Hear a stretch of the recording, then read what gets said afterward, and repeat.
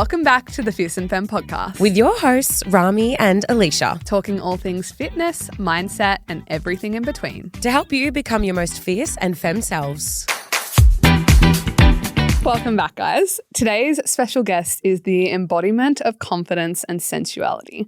She's been dancing ever since she came out the womb, professionally dancing for 10 years. For the past 8 years, she's been running various businesses, including Pulse Entertainment, Pulse Studios with 3 locations across Melbourne, and she's also the creator of Pulse Dance Convention.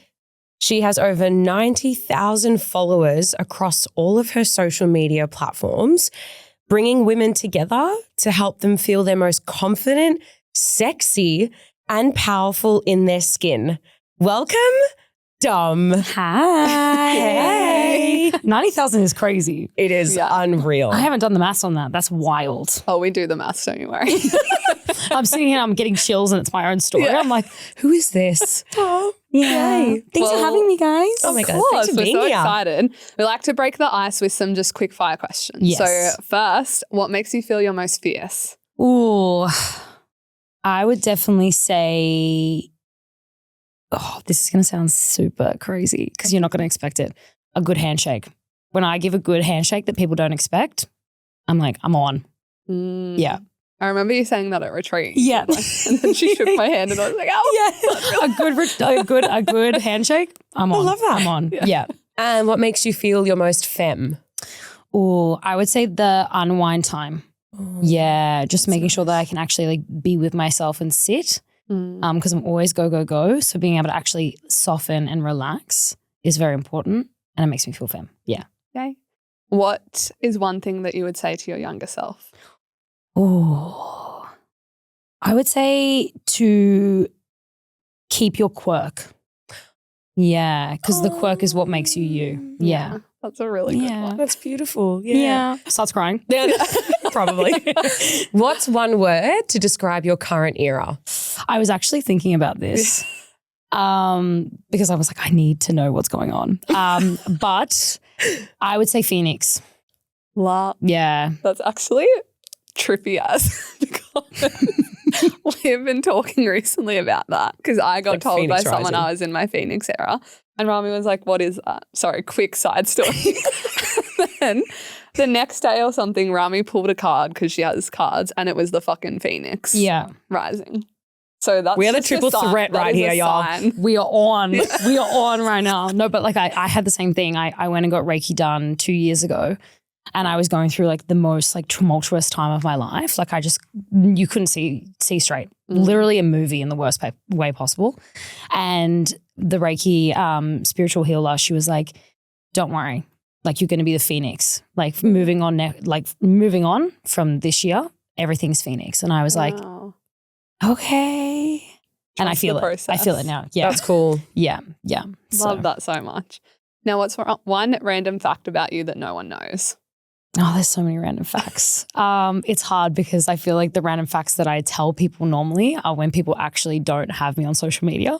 But I would say I used to be a volunteer firefighter. Oh my God. That's so cool. Yeah. That's awesome. Yeah, that's always one that kind of gets people.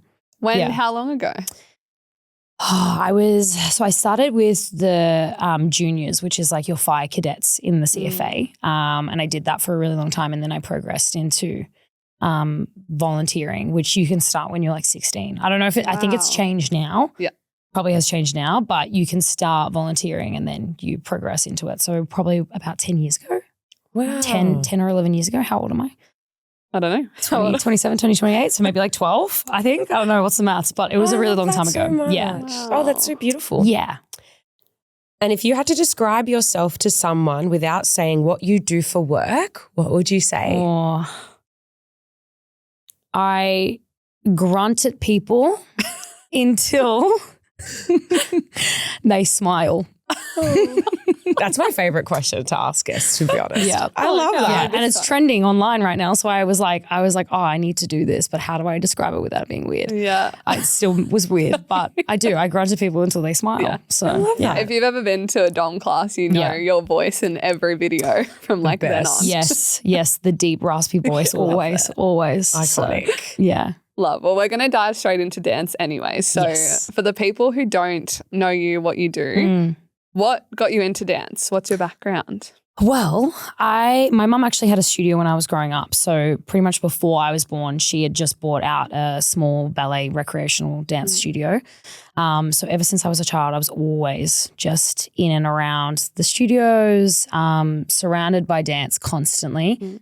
And then I'm sure as every dancer has, they have their little break where they're like, no more. I want a normal life. I can't do this anymore. And then, yeah, I jumped back into it and I studied professionally for about 4 years, contemporary dance.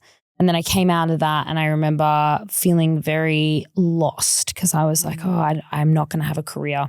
Because I was told basically, you're not going to have a career. You need to wait until you're like 30 or 35. And I graduated when I was like maybe 21, 22, maybe even earlier than that. And I was like, well, I've just spent all this money and all this time and I've done dancing my whole life. What am I going to do? And then I started working in nightclubs. And then I was like, oh, you can dance in nightclubs. That looks really fun. And then that's how Pulse Entertainment was born in a very short synopsis. Yeah. So that's basically how I got into dancing. Love. Yeah. That's so cool. Yeah. And before I ask the next question, I have a question in between, which is, can you just confirm to our listeners the exact style of dance that you do and teach? Of course. So I would, on a baseline level, describe it as sensual heels. So it's very much combining the embodiment practice that you'd find in mind and body spaces, but with heels dancing. So we bring those two together because I find that, and I'm sure you guys can also relate as well, I find that in this current day and age and even post the last 5 years, to be seen in a space where you are truly your most feminine in whatever that looks like for you was very foreign and it was very much frowned upon to be in that space. So it almost feels like a little bit of a rebellion to be doing what we're doing. And I feel like that's where most of the power comes from is people go, you know what, this is the first time that I've been able to see my body in a sensual space. It's also been the first time that I can touch my body without there being preconceived conceptions about it. And people are hyping me up as well, you know? So that's how it kind of came together in the one. Yeah. Because the next question was going to be, why is that dance important to you? Would you say that's your answer or could you extend further? Yeah, I could totally. So again, this is a really big thing that obviously a lot of women experience just in general, but I feel like in the dance industry, being hypersexualized from a really young age is huge. And I always felt like I couldn't actually be in my feminine power and be sensual without perceiving it as this negative thing. Like I didn't want people to know what I was doing or how I was intimate or how I was perceived as an intimate person. And I always had this really sexual energy about me. And I was like, oh, this is like such a horrible thing. I hate it. Like I don't want people thinking that I'm this certain thing that I'm not or that whatever it was at that time. And then I just kind of had to give myself the space to actually step into that and take ownership over it and go, you know what, like you can perceive me however you want, but this is going to be how I show up. And if that's a problem, that's not my issue. And then as soon as I started doing that, obviously you get all the backlash when you first start doing stuff like that. And people were like, oh, I could never do that. I had girls on my team at the time who were like, oh, I could never be seen doing what you're doing. And I was like, right, okay. And that stuck with me for a really long time. And I remember even my partner at the time turning around and being like, oh, if it wasn't your job, I'd have a problem with it. And I was like, yeah, you know, that kind of doesn't sit right with me. I don't know. Because regardless of whether it's my job or not, it's making me feel empowered. It's making me feel more important. It's making me feel like I can actually be powerful as a woman and understand why I had such a stagnant relationship with my intimate self and my sexuality for a really long time.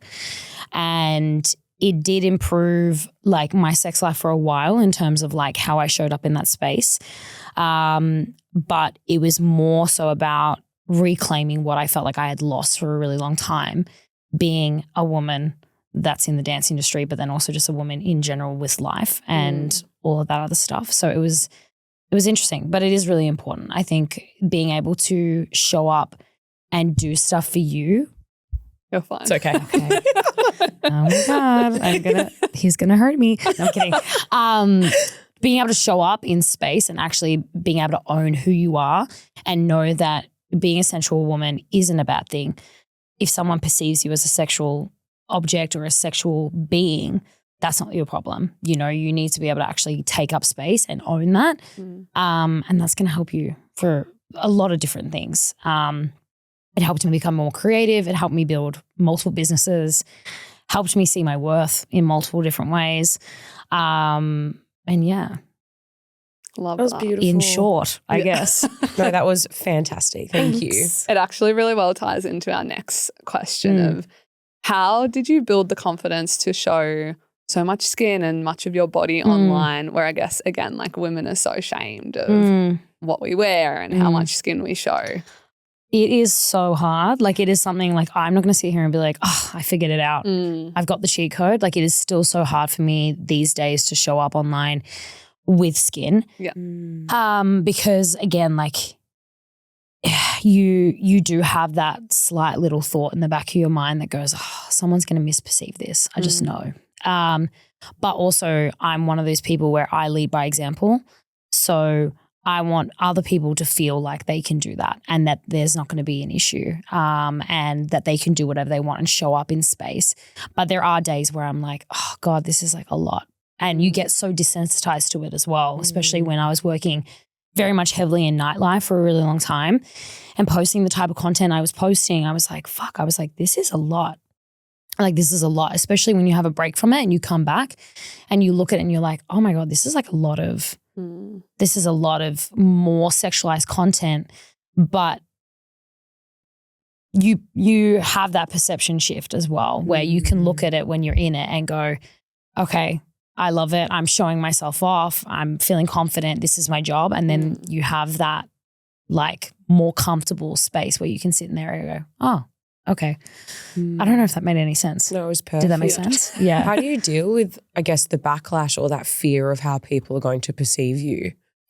I think when I first started doing Pulse After Dark and the studio-based stuff, it was really hard because I know from inside, and I know with what I put into my work, what that means to me and where it's coming from. But again, people will just perceive whatever the fuck they want. Like, they actually will only perceive it based on what their, what's the word? What their brain allows them to perceive. Like, they're coming from a space of their own judgment and their own opinions. So I can't really account for someone else's opinions when it comes to how they perceive me. And it's taken a really long time for me to get to that point where I can be like, you know what? You can think whatever the fuck you want. I'm going to do me because this is where I am my most happiest. It's my most fulfilled space. And it's hard. It's hard because you have a lot of people who come and share their opinions with you. And I've dated people in the past where they've been all like super happy with what I do for work. And then all of a sudden something clicks and changes and they go, the diamond nipper pasties are a deal cutter for me. And I said, oh, well, it's my job. So, you know, and it's hard because you want to be able to show up as best for everybody and really manage everybody's opinions. But at the end of the day, like, if you're going to be doing that, you're miserable, you know, and that's not leading by example either. Like, I want the women that come into my space, and anyone, for a matter of fact, because we have so many different people from so many different genders and walks of lives and identities that come through, I want them to be able to go, you know what, if she can do it, I can do it too. And I can show up as my most authentic self. And if that is in next to nothing, where I'm like itty bitty bikini and I'm like, yes, or if that is fully covered, because they're both valid and they're both sensual and they're both sexual. We know this, like from a standpoint of just females' existence in the world, it doesn't matter what you're wearing. It doesn't. It doesn't matter what you're wearing, because people will perceive this as sexual, but they'll also perceive this as sexual. So it's like, if you are happiest in this space and you're safe, that's fine. But then if you're happiest in this space, that is also fine and valid too, because people are going to perceive it no matter what you do. That was put beautifully. Thank you. Yeah. You're welcome. Saying that I've heard a lot recently is like you can be the juiciest peach, but there's still someone who doesn't like peaches. Like no, literally, like do. you can't possibly appeal to every single person. And if you are trying to, you're setting yourself up for failure straight off the bat. And there was actually a video that I was watching the other day, and it was like, if you're not a bitch, you will get an autoimmune disease. And I think that's something is like super crazy. But it's like, it's true though. Like if you're not authentic and you don't show up and you use your voice, regardless of whether people perceive you as a bitch or not, you will get sick. You will get burnt out. You will be exhausted because you're not working to your power. You're not working to show up as your best self. You're working to show up as somebody who isn't even you. You're acting. You're acting to please a crowd of people who, barely even support or like your videos, or won't even come to a class, or won't share a podcast. Like, what do you mean? Facts. Like, it's crazy. Like, you know, the more that you can take away that limitation of having to just please every single person, especially as a female, right? It just makes life so much easier, and you can actually do whatever the fuck you want and do it proud and do it authentically. Oh. So it's more than just the amount of clothes you wear, I guess. Yeah. We want to dive into like the avenue of your classes, because you've done a Dom class. And for anyone that doesn't know, I bring you to my retreats as well now, because I just think it's so important that people experience what you have to offer. And I remember when I did the first class with you, I was just expecting a dance class. And then I was like, I was not expecting this girl to put us in a circle and like, I think you asked, you're like, what's something that everyone's struggling with at the moment? What's something that everyone's really proud of or that's going really well? And I was like, fuck, this is so much deeper than dance. Do you want to even talk on that for a second? Of like always. I'm always happy. I'm always happy to have a yap. That's why I'm here. I always say it's more than just a sexy dance class, because it is. And a lot of my experiences as a woman in this world that we get to live in every single day, and how I've built my confidence and how confidence has grown and changed with me. It's never a upwards trajectory every single time. It always changes. There's always another hill that you have to conquer. There's always something in your life that changes.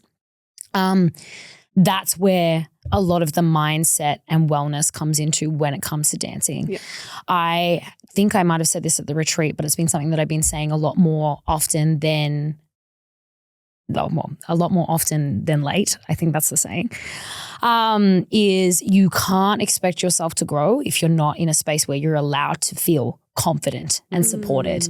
Confidence is not something that comes straight off the bat from the first class that you walk into. It's something that you work on and grow and build over time. And I wouldn't be doing my job right if I wasn't giving people the tools to allow themselves to break down, but then also build themselves up in a way that they can feel their most confident. So a lot of what we do in the start of our classes is around not only community, but building themselves up and giving people tips and tricks, and also allowing everyone to be at the same level. I think when you go to a class, whether it's a fitness class or something like that, and it isn't around a community-based environment, I'm going to burp. It's okay. Yes. We have to keep that in. Yeah, you have to keep it. I was like, it's coming up. But if you go to a fitness class that is surrounded by community, right? It's very different to if you just walk into a casual class, whether it's Pilates or gym, whatever it might be, right? But there is that sense of feeling when you walk in that you're like, okay, well, who knows the lay? Okay, maybe I'll put myself in the back because I'm kind of scared because that person looks like fit as hell and like they look like they're on it. And you're already in this mindset of like comparison and comparing.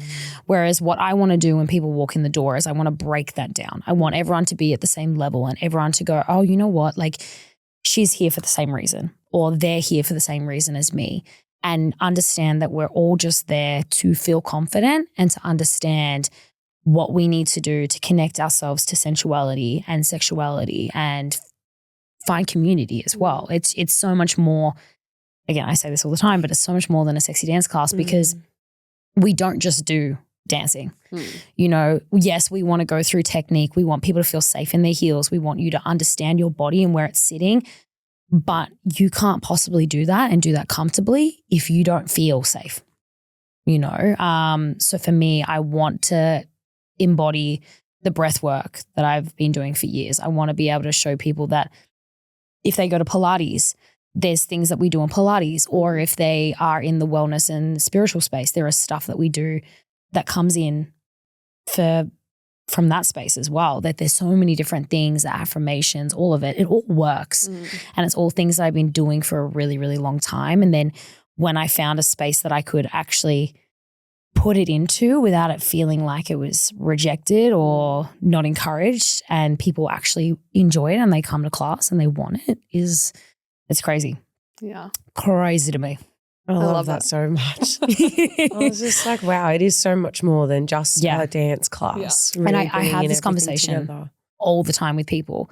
Like people are like, I didn't realize you do all of this in an hour and 15 class. And I'm like, yeah, we do. Like what you're paying, you're like $27, or if you're on a membership, whatever it may be, that money that you're paying, it gives you so much more value than just a dance class, you know? And it's not about getting a good video at the end and feeling like you can post that or whatever it might be. We don't even care about whether people will post or not.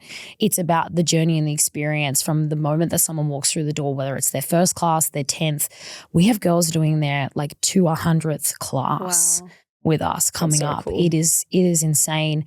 And them going through this journey and feeling so elated by the end, you know, and knowing that if they are having a bad day, they can come in and they can feel a lot better after they leave. And Pulse has become such a safe haven for so many people, myself included. Like it's changed so many people's lives, which is nuts to even think about. Like I meet people in a period of their life where they go through so much like trauma and so much decision fatigue, or they work in corporate, or they have restrictive jobs and they just don't feel like they can actually be and embody this woman that they want to be, you know? And then a couple months in, like their life starts to change and they come in, they're like, oh, this happened, or I decided to quit my job and I've done this and I've changed this. And you just start to see them shift and grow into this, like literally like a phoenix, grow into this beautiful woman that she would never have been if she didn't take that first step and trust in the process and trust in me and my team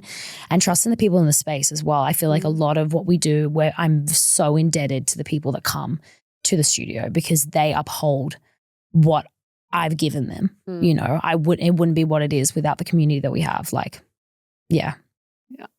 Love. Well, sensational. We wanted to ask then, so when people or when women come for their first time or they haven't really stepped into the space, because I guess same, and when I brought all my clients, I remember after they were just like, wow, that was amazing. It was like this whole new world that none of us had experienced. What though do you think is something that they struggle with the most for the first time? Oh, being open. Yeah. I feel like, and you know what? I will be the first person to say it as well. I'm sure you guys will be too. But when you aren't aligned with the right people in your life, you will attack every other female around you every single time. Or if you are in an unsafe relationship or your family system is a bit wonky, like the first thing that we're trained to do as females when we're younger is to judge and criticize other women every single time. Unless you were brought up in a really beautiful space, which hopefully there are people out there that have experienced that, but that's something that I didn't experience growing up as a child. And also being in the dance space and it being very competitive, it was always like, okay, that person's better. And then all of this other negativity that comes with it. So I think the first thing that I see go through people's heads is they go, this can't be real. There can't be a space where women actually genuinely want me to succeed. And if they're not open to that, they don't come back. Whereas you can see them fight it in their head the whole time. They're like, oh, it can't be real. It can't be real. It can't be real. And then they get to the end and they go, that was the best thing that I've ever experienced in my life. I've never experienced a community that allow me to be myself and to make a mistake, to fall over, to be authentically sexy and how I want to be, and understand that there's like awkwardness to it, but there's also like such a beauty in it, and be a beginner and be supported in that. Yeah, I think that's the hardest thing is being open and not have that little inner critic that says, oh, but she's better than me.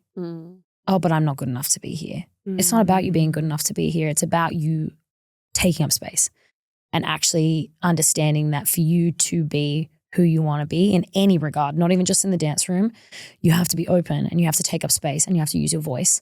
And sometimes that comes with mistakes, and sometimes that comes with challenges, and again, like breaking down the systems and rebuilding it back up again. But the person that you become after that is just the best. It's the best result ever. Yeah. That was amazing. I just like it all every time you speak. I feel like that answered our next question. So we'll move on to with Pulse, right? What, I know you sort of touched on it before. You went into the nightclub scene, so that kind of inspired you to start Pulse. But was there a deeper inspiration to starting that and becoming a business owner and now having 3 spaces? Like, how did that initial thought process start for you? Oh, it's a big one. It's a big one. So with Pulse Entertainment, I wanted to at the time, because I think you guys would understand this as well. Business changes and shifts. You know, the model changes, the idea, the actual outcome of the business and why you have the business the way it is. It always shifts and changes as you grow throughout the years. So I think the original like idea around Pulse Entertainment was I wanted to see my friends that I loved and adored at the time not only feeling supported in a gig sense and getting work in that environment, but also who they were being seen, because it was very black and white. It was very the same type of person getting the same type of work. There wasn't a lot of diversity at the time.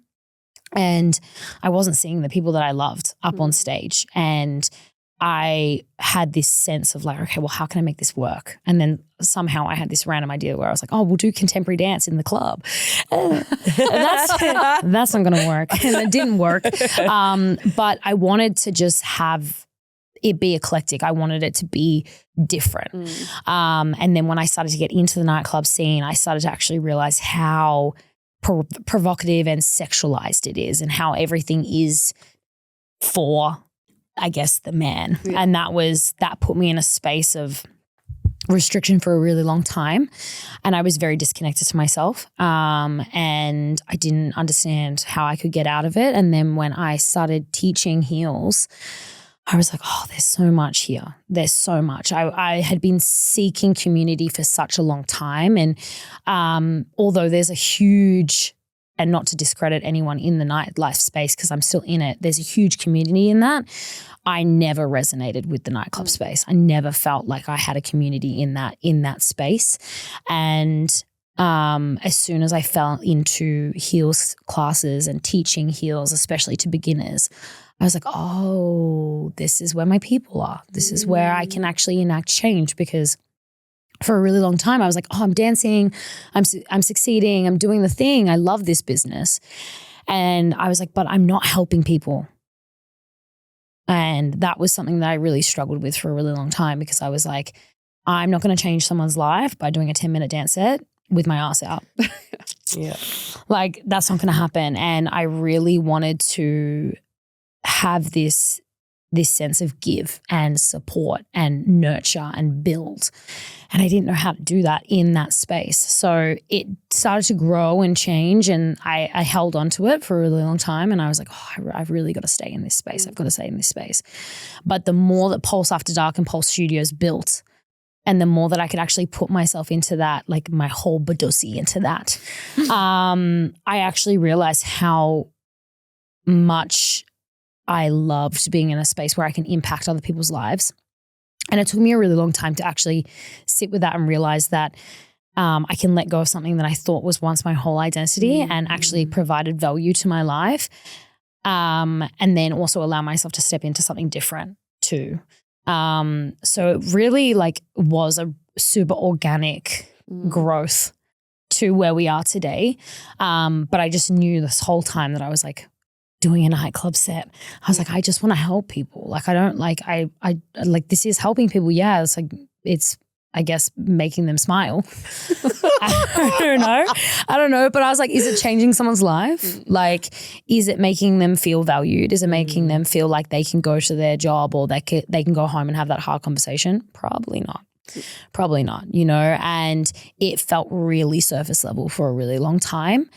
And then, yeah, like I said, I got into heels classes and I was working for another company, and it was quite literally, you go in, you do like a little like icebreaker, you teach, warm up, whatever, you go into a little bit of technique, and then you teach a choreo and you go home. And I was like, there's so much more to this. There's so much more that we can do. And then I started trialing different things, like my affirmation circle, we all yell into the circle, like a lot of our mirror work as well. I started experimenting with how we actually showed up as a community and all of that. And then it got to a point where I took out a commercial lease. Crazy.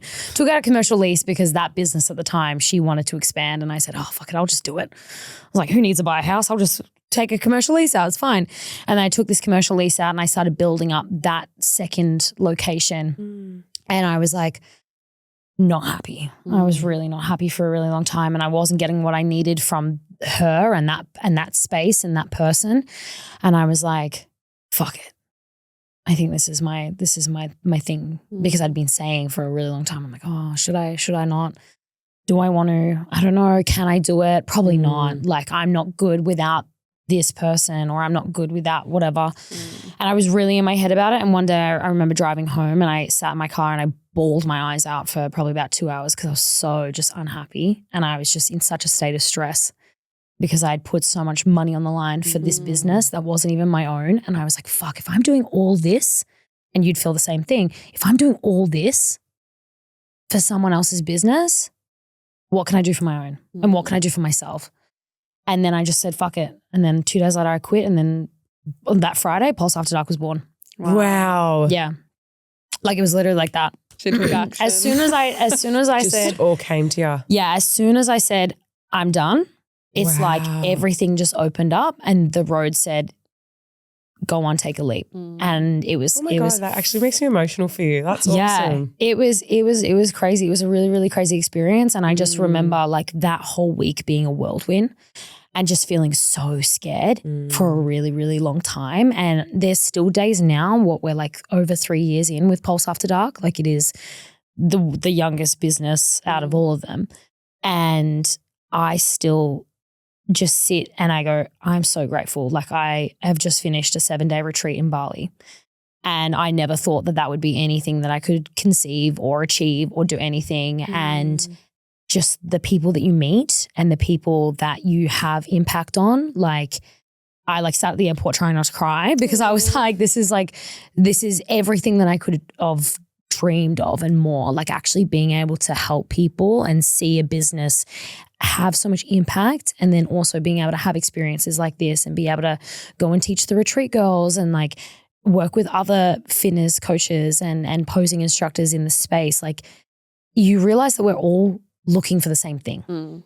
We're all hunting and looking for the same thing, and that is community and to feel authentic and as powerful as we fucking can. And as soon as you find the right people, everything just starts to open up. Like, I didn't sit down and I didn't have a business plan. I had no plan. I think a lot of people can tell you that from my past life. A lot of like, I had no plan. I had no plan. I just had a yearning for pushing myself to do something and actually make change. And when you don't have a plan and you just have this like sense of like, I need to do it. I don't know how I'm going to do it. You will fumble and make mistakes and fall on your face numerous fucking times. But I think the one thing that this business and just all my businesses in general have taught me is no one can kick you down if you just keep getting the fuck up and keep doing it. Like, that's where my power comes from, and that's where my authenticity comes from is, yes, now I have more plans. Yes, now I'm a little bit more organized with my shit, and I'm a bit more smarter. But in those early days, I had no plan. And I just had to keep going and keep working and keep trialing and doing different things and building it. And the Pulse After Dark that you see today is an embodiment of that. It's an embodiment of allowing things to build up to a place that you think is successful, and then also just letting it crash completely down and just being like, you know what? It'll be fine. Because, you know, when you know that it's meant to be yours and you know that you're meant to do something, it will always come back 10 times better, and it will always grow and shift and change. And those experiences that you have in business, building something, changing it, letting it go, coming back to it, doing all those different things, that's what builds you up to be a better person at the end of the day. And then you just have this like shell of experience. And then you can then teach that experience to other people. And then it keeps going. And then you get to be invited on a podcast to talk about your experience.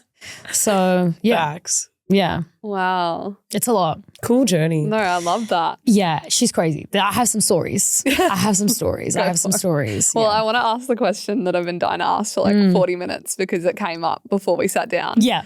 What inspired the name behind Pulse? Okay, so if you're anything like me, I'm a little woo-woo. And I love my spiritual isms, I would say. Pulse has been a symbol for me for a really, really long time. I didn't realize it until probably about a few years ago when I got my tattoo. See, with the camera. And I had been literally drawing as any Tumblr girl was. Tumblr. Yeah, I know. What a throwback. Right? That's how young I am. But like as any Tumblr girl who was going through some dark and heavy shit back in the day was experiencing, I was always drawing these pulses on me. I was like, oh, I really want to get a pulse tattooed when I'm older. Like that'd be so cool. And then I kind of let that go. And then I went through life and I did the thing. And then one night I was like, I really want to build this business. I've got this dance crew, and we had a joke. We called ourselves Two Crew for You, right? Because we didn't have a name. And I was looking up fire in Latin and all those things. Yeah. You know how you go through things and you're like, businessnamegenerator.com. And nothing was happening and nothing was sticking. And then I was falling asleep. And as I, like literally as my eyes shut, it just came to me and it said Pulse Entertainment. And it was specializing in heart pumping entertainment. And there was another thing as well. And I can't remember because we've changed our slogan now. But it was like, oh, feel the pulse. And I was like, oh, well, now I have to do it. Yeah. Like it was literally some random day in April. And I was like, well, now I have to fucking do it, don't I? And then as Pulse has grown from there, like it used to be obviously Pulse is in like, oh, we're going to excite you. We're going to thrill you. It's going to be like huge, to now Pulse is the beating heart for everything that I do. You know, Pulse is a feeling. It's a community. It's everything. And I feel like it's such a very unique word that describes so much. Yeah. And I always say that we like pulsify things, or like it is everything and anything. And it's crazy. And the way that it's kind of grown and developed over the years has just like further cemented its meaning in my life. And then it was literally when I got this tattoo, I was like, oh, I used to draw this on me when I was like 15.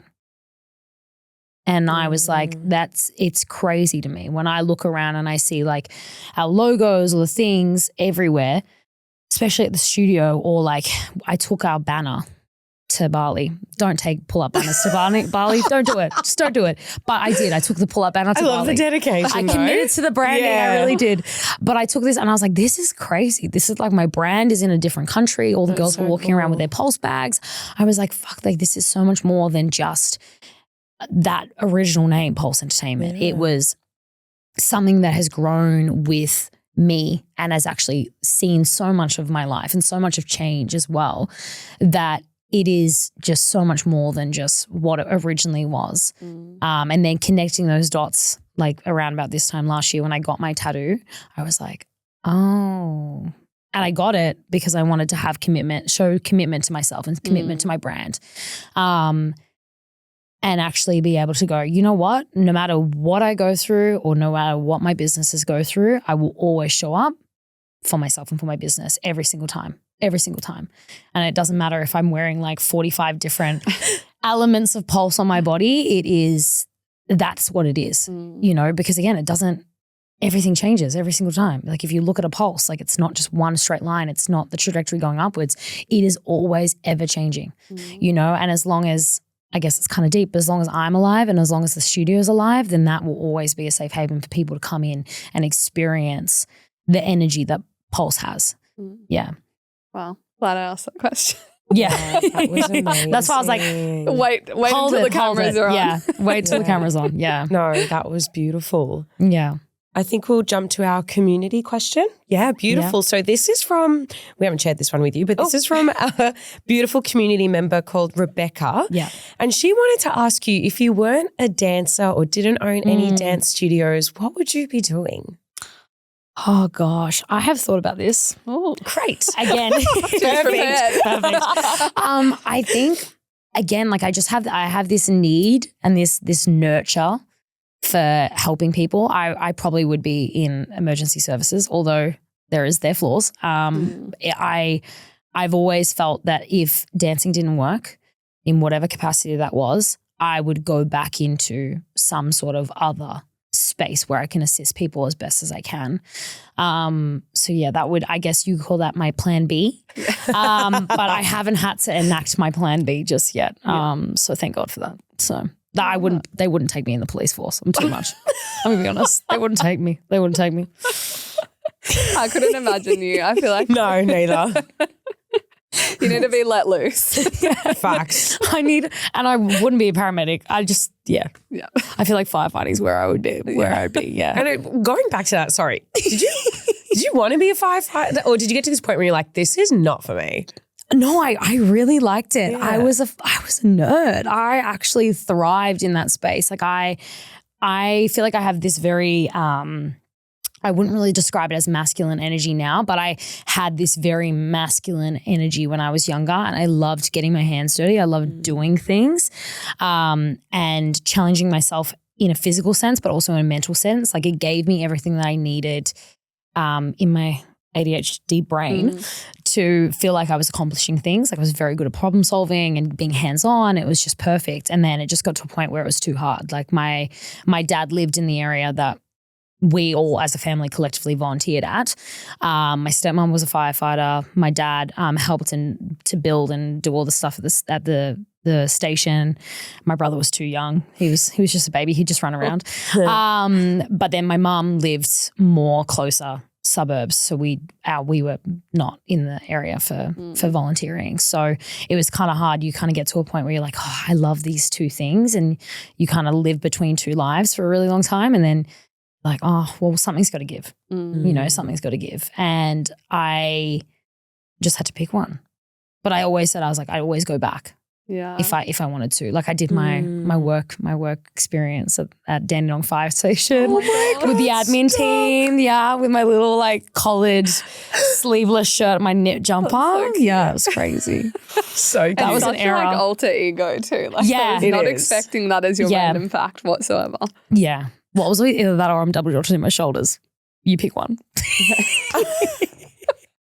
It's more fun. The first one's more fun. It is. Because then you're like, show us, and then I get nervous, and you know, it's fun. I don't know if I want to see. I can get Nah, we'll leave it be. You don't need to see. You don't need to see. Well, our final question, we like to finish with some advice for our community. So if you could just give one piece, and I know it's always so hard to pick one, but one piece of advice, what would that be? I would say sit with it. Yeah, sit with it. Whatever you're experiencing in life, whether it's good or bad, allow time to sit with it. Because if you rush through any experience and do not actually fully understand what's happening, you're not going to get the full benefit out of what you're going through. So allow yourself to sit in a world where we're so busy and everything's just go, go, go all the time. Just sit. Whether it's on the train and you look at people and you smile or you compliment them, or if someone compliments you, sit with it. If you're going through something or you're having an argument at home or you want to change directions, sit with it. You know, I think we're so quick to be like, I have to have it all figured out all the time. I don't want to experience bad things, but I want to have all the good, but I'm having a great time, but I don't, it's always like this constantly. And that's just the ebbs and flows of life. And if you don't actually allow yourself to sit with it, you're going to be dealing with it later. And I can tell you that for days, if you don't allow yourself to sit with what you're experiencing, good or bad, you will be paying for it and dealing with it later. Always. Yeah. Wow. Thank you so much. No worries. Where can everyone find you on social media or also your studios? Yeah. Well, my business is a Pulse After Dark. So if you're interested in coming for some confidence-based and empowerment heals, we have 3 locations, the Southeast, the North, and then our main flagship space in Balaclava. That's just at Pulse After Dark. And then if you're interested in following me, I'm just at Dom.Cowden. And then you can find everything else that I do there. I'm very active and I'm always down for a chat in the DMs and a voice memo. Yeah. Probably too much. But yeah, and maybe you'll see me on a retreat. Yeah. I know, just come to a retreat and hang out with all of us. Yeah, Everyone true, here I'll is be at a there. retreat. Yeah, but I never see you. No, I'll be at the we next miss one. we miss each know. other. Oh, yeah, you will be. Yeah. I'll be at the next one. Yeah. Slay. Well, thank you Thank again you. so much. We're so grateful and so appreciative and we love you so much. Thank You guys, thanks for having me. Bye.